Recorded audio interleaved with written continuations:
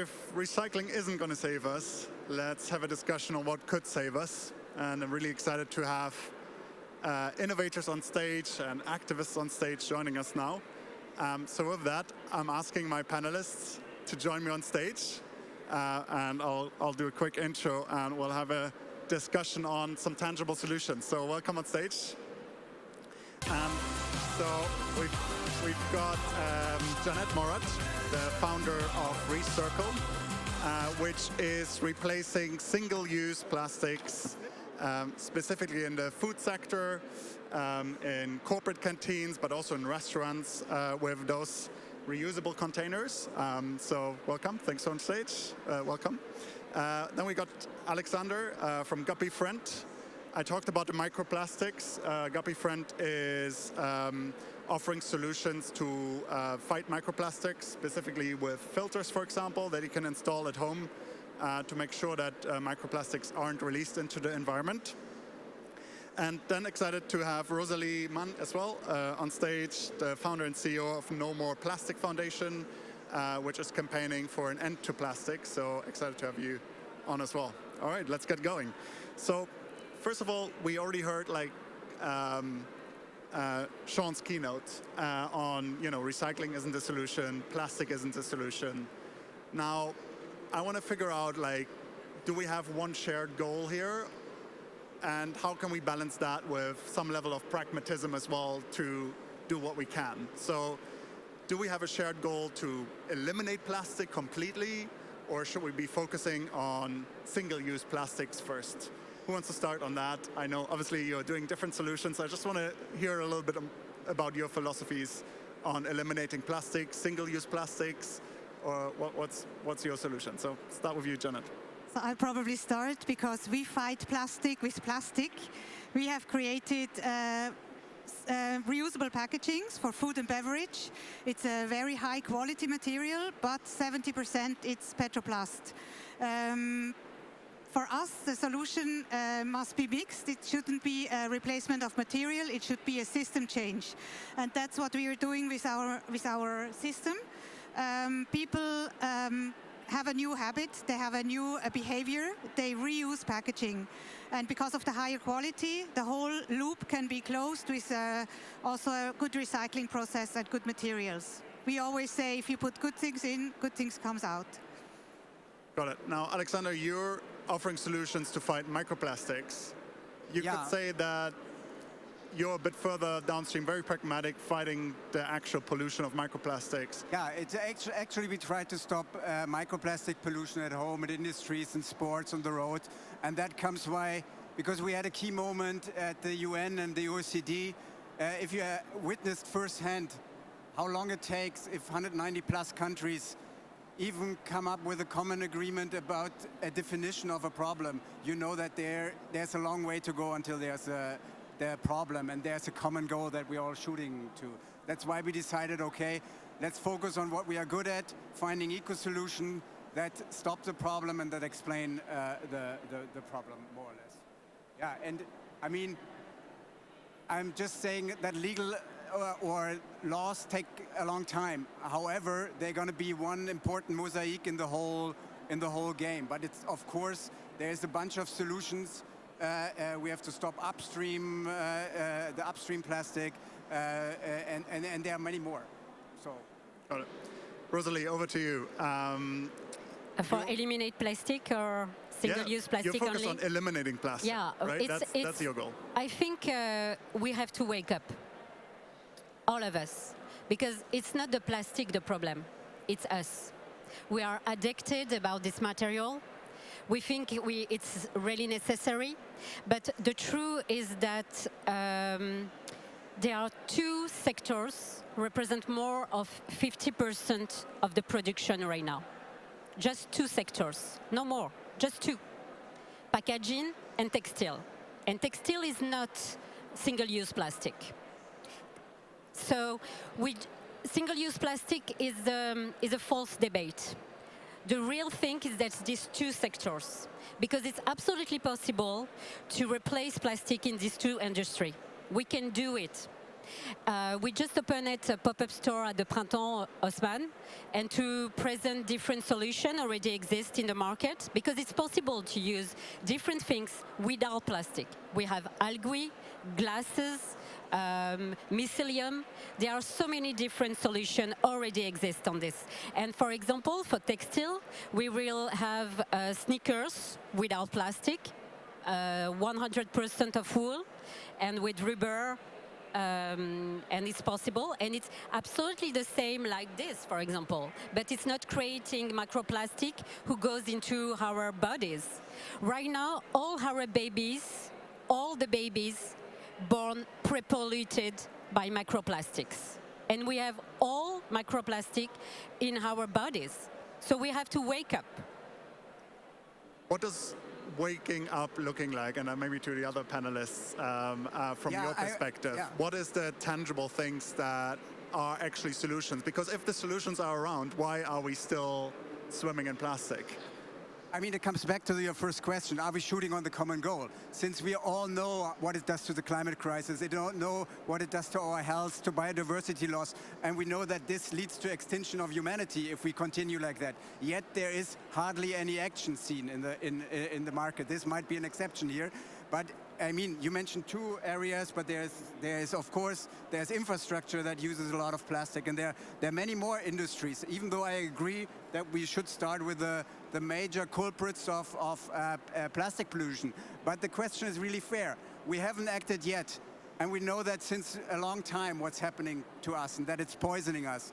And what actually needs to happen before we shoot on a common goal to stop it? Yeah, we had a discussion previous to this panel discussion where somebody said, okay, maybe we need a Trump moment, a plastic Trump, who just said it's all forbidden, and we stop it right away. So there's some radical ideas, but there's no definite answer on that question. It's just that we can't nourish the existing systems and keep continuing producing plastic, and then at the end it's not good for us. We know that already now.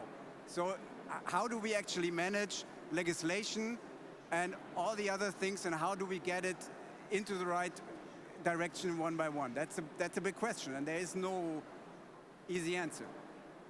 Janet, how is it from your perspective? What's kind of stopping us actually adopting solutions at scale? Maybe I can tell you the story how we designed this bowl, because I did a material research and I tested not only the material but also the behavior and the life cycle analysis. So everything we do, it's science-based.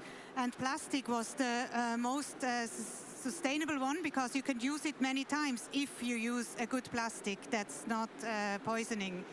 So that's why we chose plastic. But I mean, this doesn't mean that we will not replace it one day when there is another good material which would work.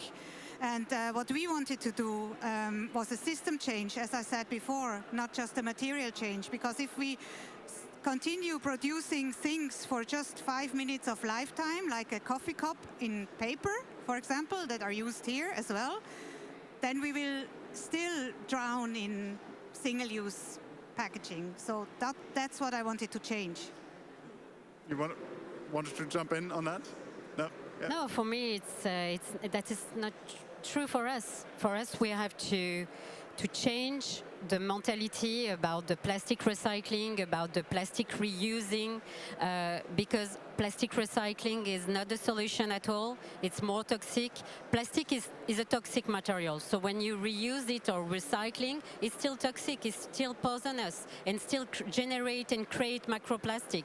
We breathe microplastic right now. We have all the studies already exist. We have a plastic treaty, actually, but we are 50 years late. We know all of that about 50 years ago. So we have to wake up. People, please wake up. It's not possible to continue like that. It's possible for this kind of thing is nice, but it's plastic, it's still plastic issue from the petrochemical industry, and it's not a solution. It's poisonous. It's poison your children, the next generation, etc. We have to replace this. It's possible. It's possible. It is not an illusion or an utopia or I don't know what you think about it. Yet we have to see reality. I mean, there are a couple of players. There are politicians, there's the finance industry, there are the companies, and there are the end users, and that's basically us. And I don't see anybody wearing any sneakers that's not made out of plastic or that is, let alone being recyclable. I see everybody drinking out of a recyclable cup here. So there is a hard way to go, and we have to, even though, I mean, what can we do? It's about education, telling people what does it do to your health, which is getting increasingly difficult in these times. Because if you have a study how bad it is for your health, you have 2 studies that claim the opposite. So you just have to make up your own mind. Do I want to be surrounded by plastic or don't? And what are the options? What can I do? What are the brands that I need to shop? What are the questions that I need to ask those brands in order to change? Because that's the power that we have. To ask, why aren't you, how's your sourcing strategy? I don't get your design strategy. You use composite materials that can never be put back into a cycle. There are tools to stop microplastic. You don't have to buy a textile that's made out of polyester. But if you do, then use a product, a bag that we produce, by the way, just to stop it and question your washing behavior. Everybody knows how to wash silk or wool. Hardly anybody knows how to wash plastic. Look at the detergent that you have, and statistically, 99% of all the people sitting here have a detergent that contains not only palm oil, not only chemicals that travel the world, but also a lot of plastic, even though when they're microplastic free. And here's the problem about legislation. Microplastic per definition is always a solid particle. What are the companies doing? They're replacing the solid parts by liquid polymers, so plastic again. So it's really hard to be ahead of the game from companies, but that's our responsibility, to question things, to ask things, to do the learning, to get into the topic and understand things, and then take the right decisions for us, for the planet, for our health. I think that is the most powerful tool that we own. And another thing is, you kind of have to do what you can do now. Maybe the solution is not perfect. Maybe the material we use is not perfect. But with this material, we have already saved almost 100 million single-use packaging since we started, which could also end up partly in the ocean and get microplastic. And not only that, also like harm wildlife, turtles and stuff, you know. So I think we should start doing what we can now, because it's 12:05, instead of waiting for the perfect solution. But we can do right now. Yeah, there is so many solutions represented here. Well, let's talk about that. Let's talk about that, right? Because we're all at Change Now. I think to a large degree we agree on a lot of things, at least directionally, even if we have slightly different approaches. We agree on a lot of things. I've been to Change Now since, I think, 2018, right? It's inspiring every year to come back and hear about solutions. And Sean was right. There is a lot of solutions. Like, I work with startups day to day. I see so many solutions. But to challenge ourselves is the incentives are still not aligned, right? Plastics is still very cheap to use if you obviously don't account for the environmental effects, because that's the way the system is designed. They're still perceived as a very convenient option. So are we just like making ourselves feel better by saying, oh, wake up and let's reduce single-use plastic, if we don't actually make plastic alternatives cheaper and more convenient to use than plastic? Absolutely. Isn't that the root cause? Isn't that something that we need to address? Yes, but why? Why? Because we decide us. We'd like to change the system.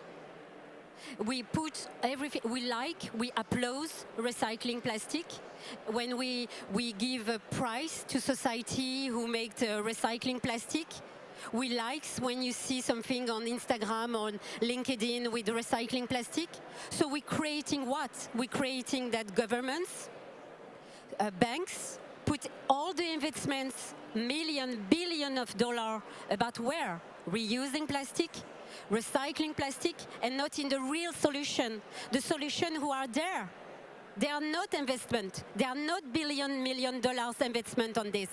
They are just little investments, step by step. We have time. It's okay. Fine. Blah blah blah. It's just blah blah blah. Not that's all.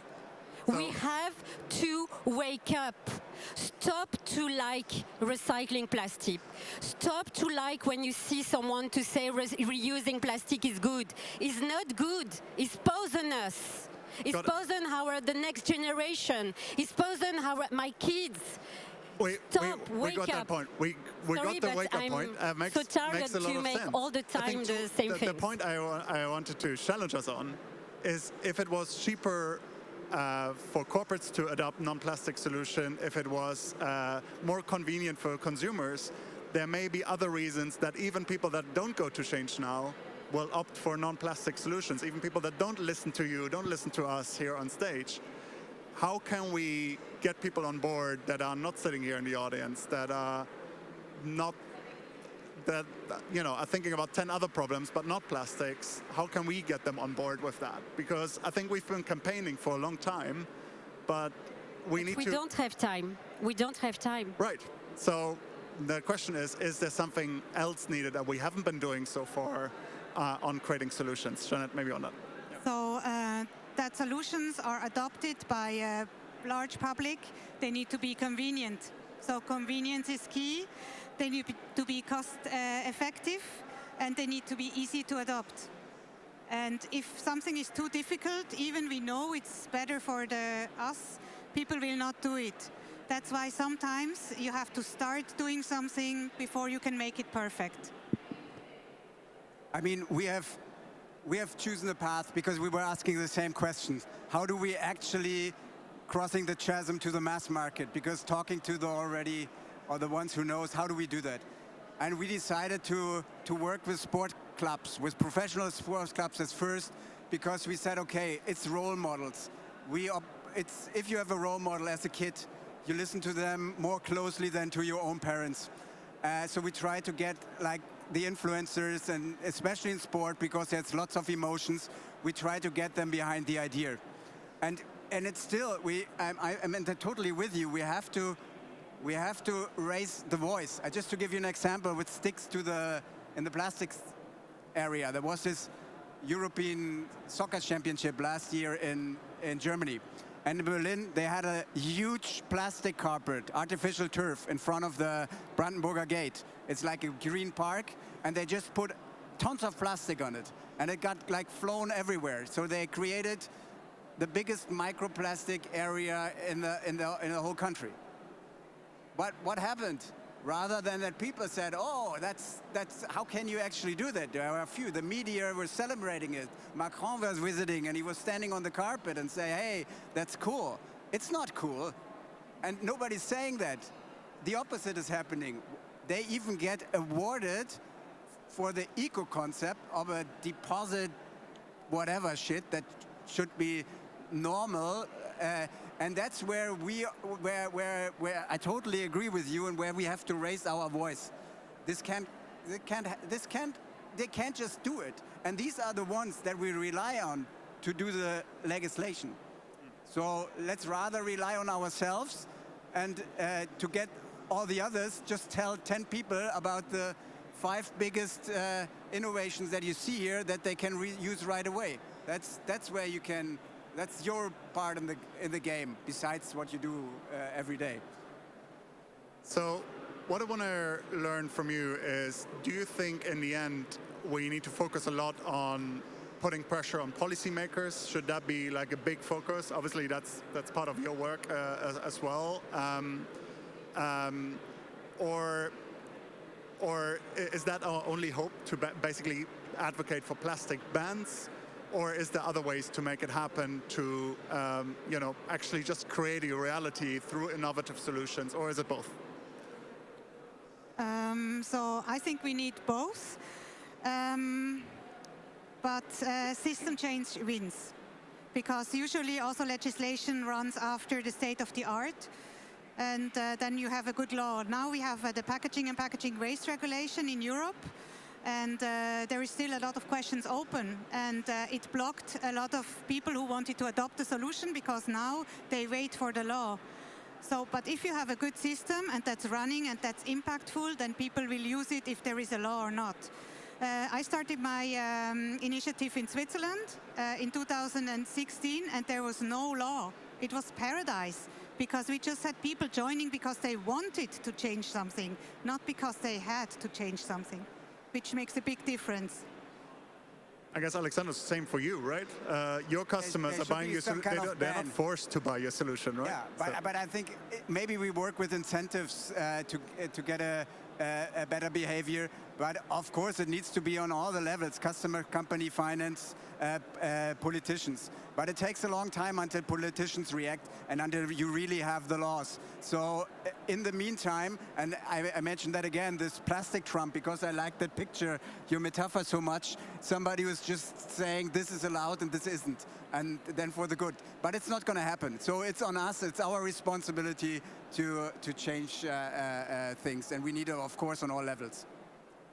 As we wrap up this session, I want to hear one really positive thing. Again, I introduced the session as I'm German, I was told recycling is the solution.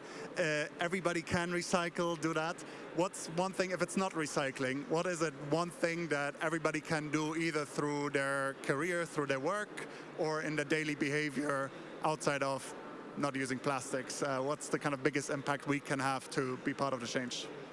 Well, just eliminate the need for disposables, for single-use packaging.